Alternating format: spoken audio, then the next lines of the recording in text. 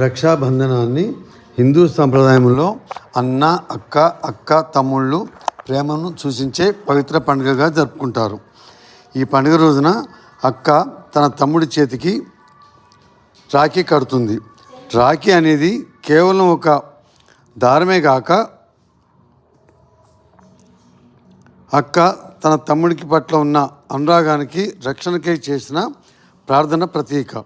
రాఖీ కట్టేటప్పుడు అక్క ముందుగా దీపం వెలిగించి తమ్ముడికి తిలకం పెడుతుంది. అనంతరం తమ్ముడి కుడి చేతికి రాఖీ కట్టి అతనికి దీర్ఘాయుషువు, శుభం, సంపద లభించాలని కోరుకుంటుంది. తమ్ముడు తన అక్కను ఎప్పటికీ కాపాడుతానని, అవసరమైనప్పుడల్లా అండగా ఉంటానని వాగ్దానం చేస్తాడు. రాఖీ కట్టాక అక్క తమ్ముడికి మిఠాయి పెట్టి ఆనందం పంచుతుంది. తమ్ముడు కూడా అక్కకు బహుమతులు ఇచ్చి తన ప్రేమను వ్యక్తపరుస్తాడు. ఈ విధంగా అక్క తమ్ముళ్ళ మధ్య ఉన్న ఆప్యాయత మరింత బలపడుతుంది.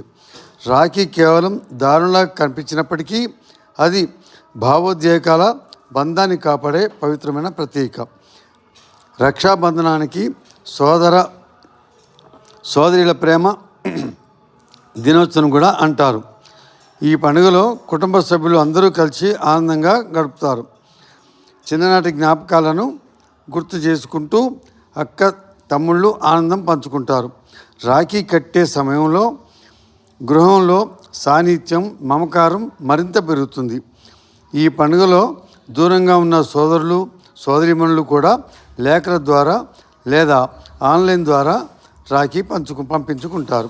రాఖీ కట్టే సాంప్రదాయం మన సంస్కృతిలో సోదరభావానికి గొప్ప గుర్తు. అక్క తన తమ్ముడిని